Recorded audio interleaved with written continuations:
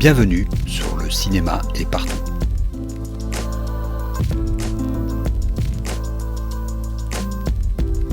Un podcast sur l'industrie du cinéma et ses évolutions.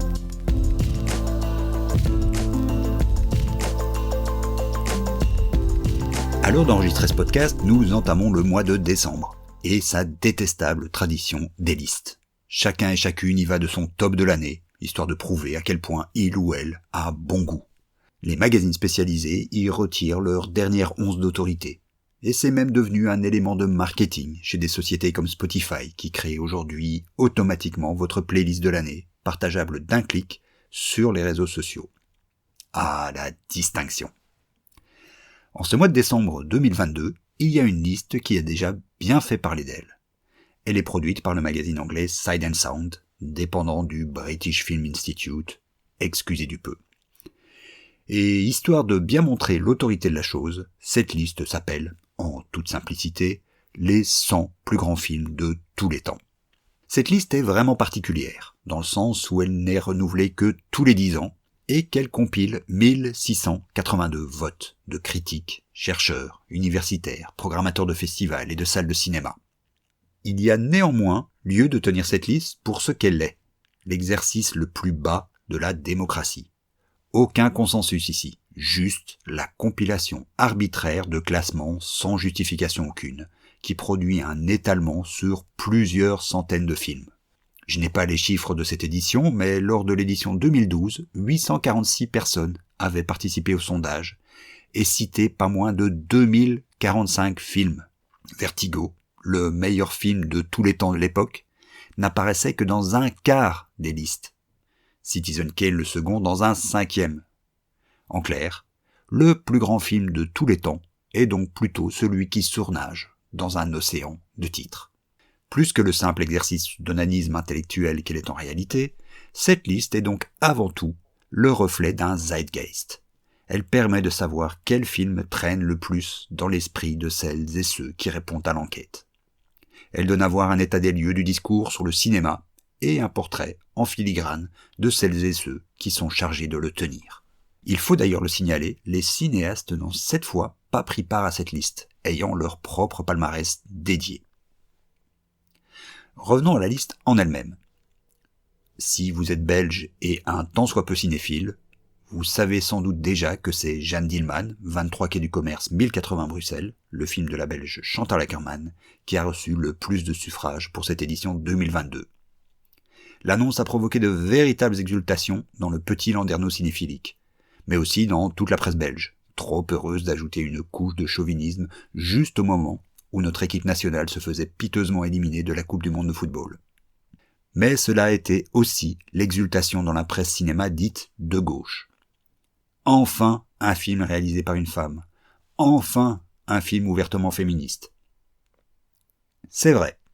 Enfin. Il faut dire que cette édition 2022 de la liste de Sight & Sound a été celle des bouleversements. Le film d'Akerman sort des tréfonds de la liste, où il était classé 35e en 2012. Les films réalisés par des femmes font enfin une entrée remarquée dans le top 100, tout en restant profondément minoritaires. Mais il n'y a pas que. Des films africains, afro-américains sont bien mieux représentés. Ce bouleversement de la liste n'est pas juste le signe d'un changement de mentalité. Je l'ai signalé plus haut, 1682 personnes ont pris part au vote cette année. C'est le double du nombre de participants de la précédente édition. C'est le signe soit d'une véritable ouverture de la part du BFI, qui aurait envoyé plus de questionnaires pour cette édition, soit d'une volonté de changer les choses de la part des répondants et répondantes qui y auraient pris part plus massivement. Quelle qu'en soit la raison, cette liste reflète un choix qu'on ne peut qualifier autrement que de politique. C'est une ouverture à la diversité qui est la cause première, ou disons plutôt seconde, la première étant tout de même la qualité du film, de la victoire de Jeanne Dielman. Cependant, il y a un élément dont ne tiennent pas compte celles et ceux qui saluent ce changement de hiérarchie. Le film d'Akerman n'est pas seulement un film réalisé par une femme, ou un film féministe, c'est aussi un film consciemment, résolument, arrêt-essai. Et ça aussi, c'est une première. Jeanne Dielman est, malgré tout, le film d'une époque, les années 70. Une époque rétrospectivement étrange, où les cahiers du cinéma, par exemple, devenus rouges, ne parlaient pour ainsi dire plus de cinéma. C'est l'époque d'une militance exacerbée, mais aussi d'une césure.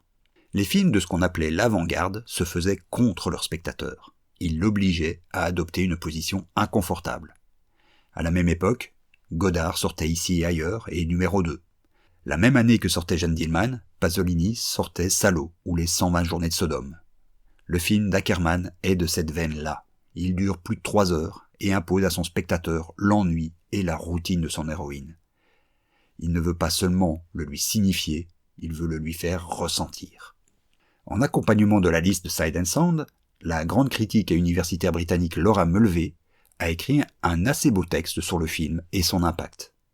Mais ce texte décrit, tout de même, un problème que j'ai déjà soulevé ici. L'exclusion radicale du cinéma populaire. La fermeture sur un entre-soi cinéphilique, certes pétri de toutes les meilleures valeurs du monde, mais cultivant néanmoins sa distinction. Il n'y a eu que 3 films en haut de cette liste avant Jeanne Dielman, Le voleur de bicyclette, Citizen Kane et Vertigo. Au-delà de leur qualité esthétique, ils partageaient une volonté d'être exploités commercialement et de s'adresser à un maximum de spectateurs. Pas Jeanne Dielman. Jeanne Dielman est un film qui est conscient que le cinéma est un art. C'est aussi du cinéma autoréférentiel, qui invite le cinéaste Henri Storck et le critique Jacques Doniol-Valcroze à son casting, tout comme Godard faisait apparaître Fritz Lang dans Le Mépris. Derrière toutes les bonnes raisons qu'on peut trouver à se réjouir de voir le film d'Ackerman sacré plus grand film de tous les temps, en tout cas pour les 10 années à venir, je vois quand même de sérieuses raisons de s'inquiéter. Ce sacre signifie que c'est le discours universitaire qui devient dominant dans la pensée cinéphilique. Que le cinéma est un peu moins un art vivant, comme le proclamait jadis un de nos distributeurs nationaux, pour devenir un peu plus un art. C'est un paradoxe qu'il faudra un jour creuser. En matière d'art, au plus on ouvre les jurys, les commissions, les comités de sélection à ce qu'on appelle la diversité, de genre, d'origine, etc., mais comme je le répète, jamais sociale, au plus les résultats font montre d'un certain enfermement, d'un entre-soi, d'une rigidité. N'ayons pas peur des mots, d'un conservatisme culturel. Le danger, déjà observé dans tellement d'autres disciplines artistiques, c'est que la radicalité d'hier devient toujours, à un moment, le nouvel académisme. Et mine de rien, Jeanne Dielman va sur ses 50 ans. À la semaine prochaine.